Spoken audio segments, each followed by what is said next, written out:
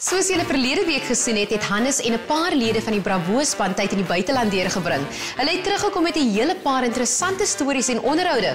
Die eerste is Martine Steyn, 'n vertaler in Parys, die stad van liefde.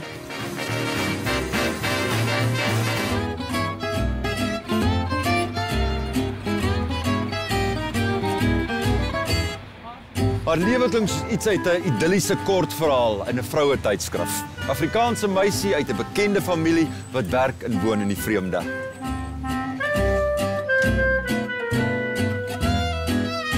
C.S. Lewis het gesê, die rede vir lees is sodat ons weet ons is nooit alleen nie. Martine vat ons aan die wêreldbekende Shakespeare & Company boekwinkel. Hier word mense teruggevat in tyd. Die reuk van boeke en leer en ou wêreldse charme. Tonele uit bekende films is ook al hier vervilm.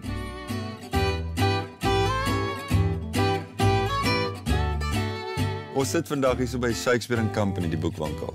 Die bekende boekwinkel. Hoekom is dit vir jou so spesiaal? Ek is mal oor hierdie boekwinkel. Eerstens, dis net om die draai van my woonstel, so ek kom nogal gereeld hiernatoe. Dis op die Rive Gauche van Parys. So met ander woorde, dis die suidelike oewer van die Steyn rivier.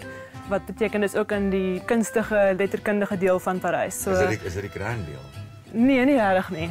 Dis die boheemse deel. 'n Mens stap by die winkel in en dis dadelik 'n boheemse atmosfeer.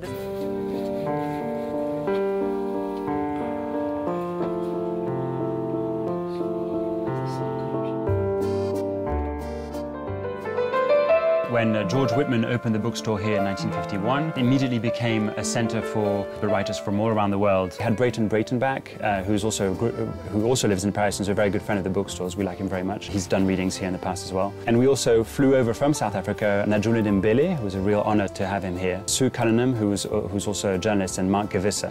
Recently, a lot of people have seen Midnight in Paris by Woody Allen, where there's a small little scene that's shot here. There's also a scene in Before Sunset with Ethan Hawke and Julie Delpy. We are the sum of all the moments of our lives. Do you have any French cookbooks in English?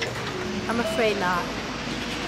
There's been also Julie and Julia on the life of the cook Julia Child. Martine, ek kom van die platteland af en daar lê ons altyd familie uit. Mense wil altyd weet nou maar, wie is jy nou regtig? Van watter Steyns is jy? Ek is van president M.T. Steyn, oud-president M.T. Steyn wat my oorgrootjie is, wat die president van die Oranje Vrystaat was tydens die Anglo-Boereoorlog. So jy's royalty? Seker as jy so daarna wil kyk. Hoe lank is jy nou al in Parys? Ek is al in Frankryk vir 7,5 jaar. So ek is in Parys vir, ek dink so 5,5 en ek was in Strasbourg gewees vir 2 jaar voordat ek hiernatoe getrek het. Ek het hiernatoe gekom omdat ek 'n beurs gekry het om in Frankryk te kom studeer.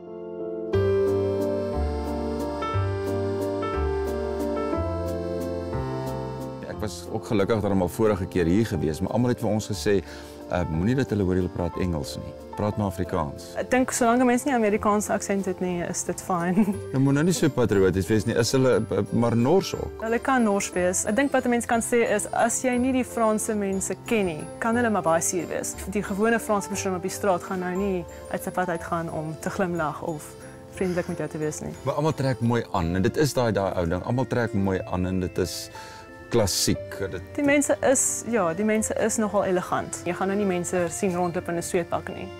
Is dit? Nee.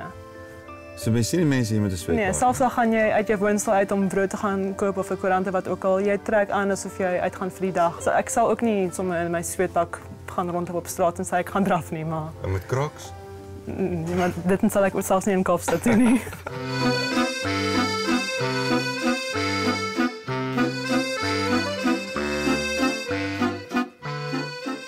Martine, om 'n goeie rede wees het ons vandag in hierdie yskoue op hierdie sementvloer voor die kerk sit. Hierdie kerk se naam is die Église Saint-Étienne-du-Mont, maar jy sal dit herken uit die fliek Midnight in Paris. Dit is die trappies waar Owen Wilson gaan sit het een aand en waar die taxi te verbygery het en hom opgetel het en hom gevat het in die verlede. So ek verbeel my ek is Owen Wilson vandag. Maar ek wil nou eens 'n bietjie ernstig raak. Jy moet huis toe verlang. Ja, ek verlang huis toe. Is dit al wat jy vir ons gaan sê? Maar nie te emosioneel. Jy toe waar sal jy huil? Ek verlang na die natuurskoon in Kaapstad. En ek moet sê daar's baie Franse mense as hulle hoor ek kom van Suid-Afrika, vir al die mense wat al daar was. Dan sê hulle vir my, maar wat maak jy in Frankryk? Wat maak jy in Parys as jy in Kaapstad kan wees?